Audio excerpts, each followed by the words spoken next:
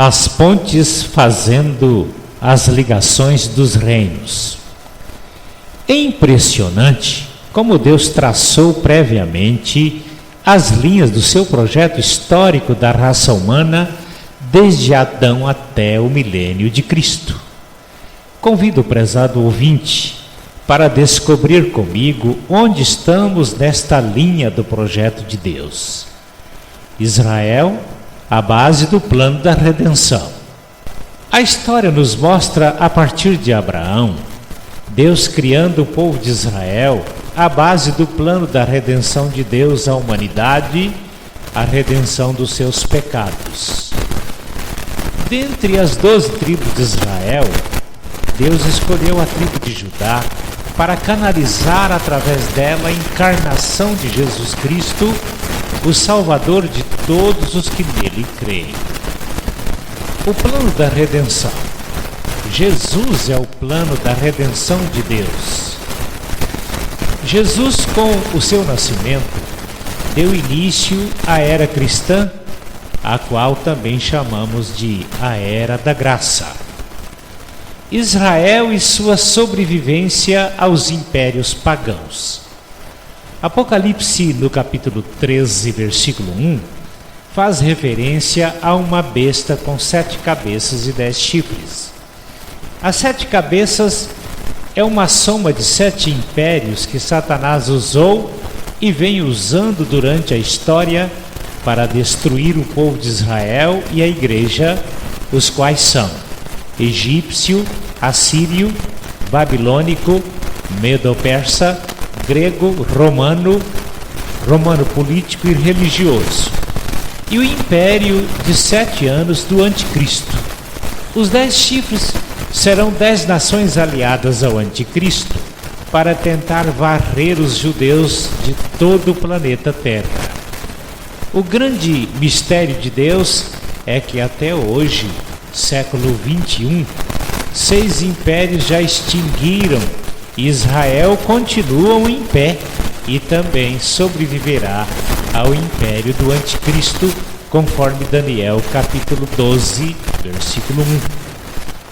Quando o texto apocalíptico foi escrito entre os anos 90 a 100, depois do nascimento de Jesus, quem representava todos os impérios usados por Satanás, anteriores e posteriores, era o Império Romano Político.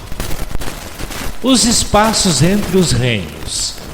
O Império Romano Político teve seu início no ano 68, antes do nascimento de Jesus, e encerrou-se no ano 476, depois do nascimento de Jesus. Os judeus foram dispersos para as nações no ano 70, depois do nascimento de Jesus, perdendo a sua identidade patriótica temporariamente. As pontes que ocuparam os espaços dos reinos. O espaço entre o Império Romano até o Império do Anticristo está sendo ocupado pelo clero romano, ou seja, a Igreja Católica Apostólica Romana. As atrocidades, as matanças do povo de Deus, tanto de judeus como da Igreja de Cristo, promovidas pelo clero romano, incluiu a Igreja Católica Romana no mesmo conceito da besta do Apocalipse. Conforme as promessas do próprio Papa Francisco, no dia 14 de maio de 2020, a primeira besta representada pelo Papa Francisco entregará o seu poder à segunda besta. Apocalipse capítulo 13, versículos 11 a 18. É bom lembrar que o pacto feito com o diabo pela Igreja Católica Apostólica Romana em 11 de fevereiro de 1929 fez dela propriedade de Satanás. A ponte entre o penúltimo e o último tempo dos judeus. A partir do cativeiro babilônico, os judeus teve um período como nação no projeto de Deus de 483 anos até Jesus Cristo. Após a ascensão de Cristo até o último período de 7 anos de Israel como nação, que é o mesmo tempo de 7 anos do Anticristo, quem vem fazendo essa ponte tem sido a Igreja de Jesus Cristo, da qual fazemos parte.